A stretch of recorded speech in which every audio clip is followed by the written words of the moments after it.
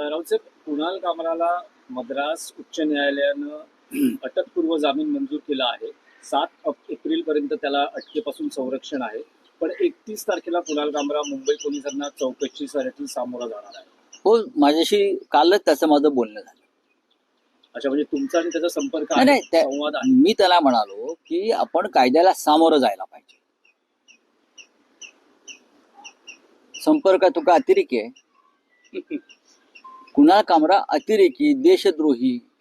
हा, कोण आहे तो?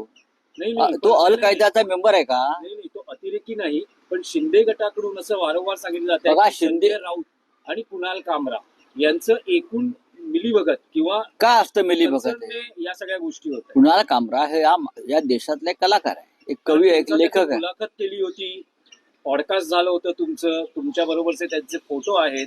त्यामुळे असं म्हटलं जात आहे की हे म्हणू त्याला शिंदे म्हणतात म्हणजे काय झालं?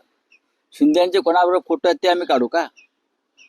कुणाल कामरा हा देशद्रोही आहे का? कुणाल कामरा हा दहशतवादी आहे का? कुणाल कामरा हा फुटीरतावादी आहे का? कुणाल कामरा हा बेईमान गद्दार आहे का? नाही. देशाच्या बाबतीत कुणाल कामराने मला विचारलं, मी म्हटलं आपण कायद्याला सामोरं जायला पाहिजे.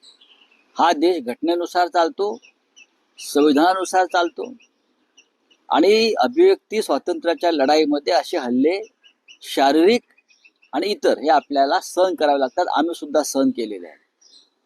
तेव्हा तुम्ही सुद्धा महाराष्ट्रात येऊन कायदेशीर कारवाई जर कोणी केली असेल तर आपण त्यांना सामोरं जायला पाहिजे. पण राऊतसाहेब, तुम्ही मध्ये म्हणालात की कुणाल कामरा आणि माझा DNA एकच आहे. आता तुम्ही म्हणतात की कुणाल कामराशी तुमचं बोलणं होतं आहे. मग काय बोलणं का होऊ नये? उद्या जर माझ्यासमोर प्रधानमंत्री मोदींशी माझं बोलणं होऊ शकतं, अमित शहाशी बोलणं होऊ शकतं, देवेंद्र फडणवीस यांच्याशी बोलणं होऊ शकतं.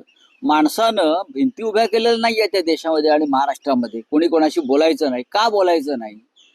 माझा परत तोच प्रश्न आहे.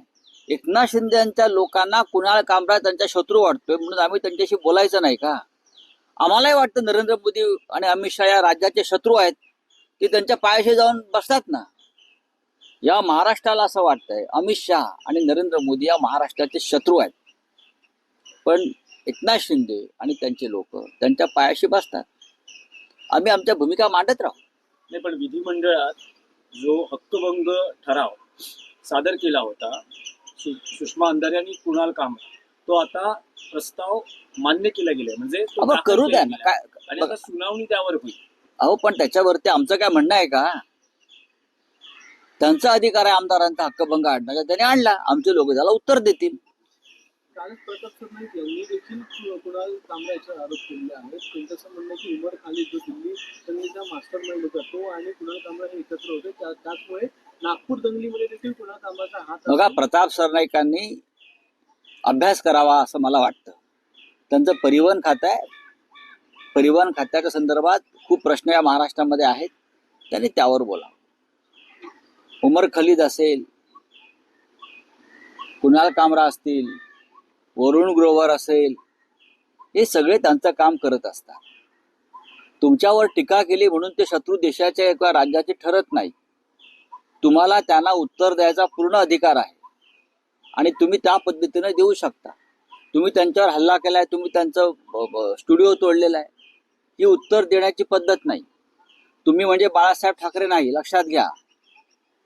तुम्ही फार किरकोळ लोक आहात. हिंदुहृदय सम्राट बाळासाहेब ठाकरेंबरोबर तुम्ही स्वतःची तुलना करू नका. तुम्ही अत्यंत चिल्लर लोक आहात.